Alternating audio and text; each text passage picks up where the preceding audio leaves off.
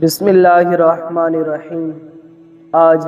اللہ تبارک و تعالی جل جلالہ کی توفیق سے ایک نہایت اور پر اثر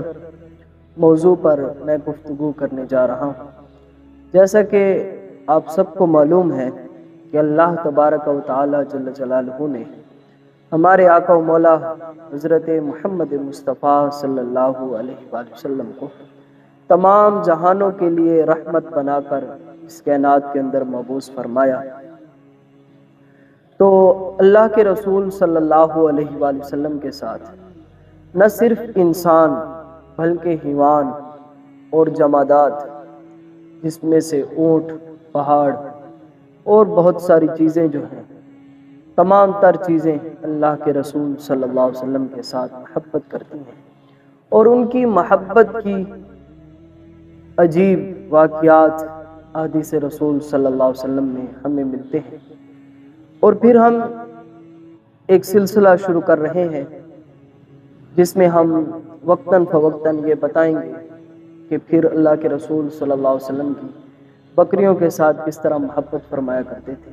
اور پھر جتنے جمادات ہیں، پہاڑ ہو گئے، تمام تر چیزوں کی بھی بات کریں گے۔ تو آج کا ہمارا موضوع یہ ہے کہ اللہ کے رسول صلی اللہ علیہ وسلم کے ساتھ اونٹوں کی کس طرح محبت ہوا کرتی تھی، وہ آج حدیث رسول صلی اللہ علیہ وسلم کی روشنی میں سمجھنے کی کوشش کریں گے۔ اب جو میں حدیث مبارکہ پہلی کوٹ کرنے جا رہا ہوں وہ سنن ابو داؤد شریف کے اندر موجود ہے، اور پھر امام احمد بن حنبل رحمۃ اللہ تعالی علیہ نے اپنی مسند کے اندر حدیث مبارکہ لائی ہے، اور بھی مختلف کتب کے اندر یہ حدیث مبارکہ موجود ہے۔ حضرت عبداللہ بن جعفر رضی اللہ تعالیٰ عنہ سے مروی ہے، فرماتے ہیں فقال دخل حائطا لرجل من الانصار فاذا جمل، فرمایا کہ اللہ کے رسول صلی اللہ علیہ وسلم کے ساتھ ہم تھے، اور ہم ایک باغ کے اندر اللہ کے رسول صلی اللہ علیہ وسلم کے ساتھ تشریف لے گئے، تو وہاں دیکھا کہ ایک اونٹ ہمیں نظر آیا۔ فلما رأى النبی صلی اللہ علیہ وآلہ وسلم، فرمایا جب اونٹ کی نگاہ رسول کریم سرور کائنات صلی اللہ علیہ وسلم کے چہرے اقدس پر پڑی، اور وہ مصطفیٰ کریم سرور کائنات صلی اللہ علیہ وسلم کا چہرہ اقدس دیکھا، تو وہاں سے وہ دوڑ لگا کر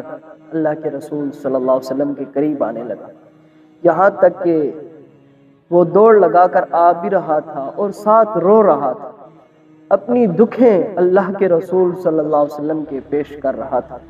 اللہ کے رسول صلی اللہ علیہ وسلم تمام جہانوں کے لیے رحمت بن کر جو تشریف لائے، وہ رو رو کر در مصطفیٰ پر آیا، تو اللہ کے رسول صلی اللہ علیہ وسلم نے اپنا دست پاک اس کے سر کے اوپر رکھا۔ حدیث مبارکہ میں ہے جیسے دست مصطفیٰ اس کے سر کے اوپر آیا فسکت، وہ اونٹ خاموش ہو گیا، اسے بھی پتہ چل گیا کہ یہ اللہ کے رسول صلی اللہ علیہ وسلم ہے۔ فرمایا اللہ کے رسول صلی اللہ علیہ وسلم نے من رب ھذا الجمل، یا یہ الفاظ بھی ہیں لمن ھذا الجبل، پوچھا گیا کہ بتاؤ میرے صحابہ اس اونٹ کا مالک جو ہے وہ کون ہے، کون اس کا مالک ہے، یا یہ کس کا اونٹ ہے؟ جب یہ پوچھا گیا تو فجا فتنا من الانصار،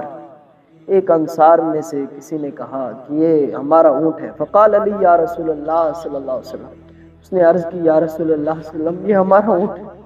کیا انداز ہے اللہ کے رسول صلی اللہ علیہ وسلم کی زبان پاک کا۔ آپ نے فرمایا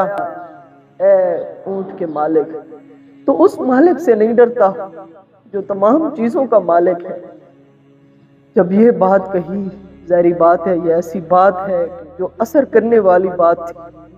جب یہ بات کہی اور ساتھ یہ بھی کہا فَإِنَّهُ شَقًا إِلَيَّ أَنَّكَ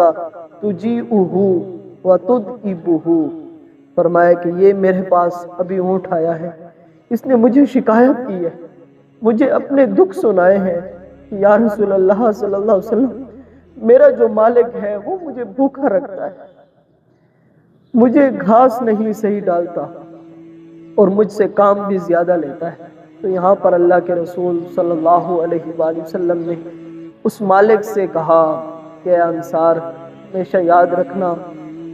اس پر جو تو ظلم اور ستم کر رہا ہے تو اس بڑے رب سے بھی ڈر جو تمام چیزوں کا رب ہے، اور اس پر اتنا زیادہ بوجھ بھی نہ ڈالا تھا، اور وقت پر اسے کھانا اسے چارہ بھی دیا کر،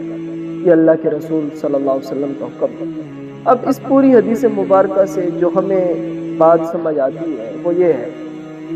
کہ جو پائے اونٹ کی شکل میں بھی، وہ بھی اللہ کے رسول کو پہچانتے بھی تھے، محبتیں بھی کرتے تھے۔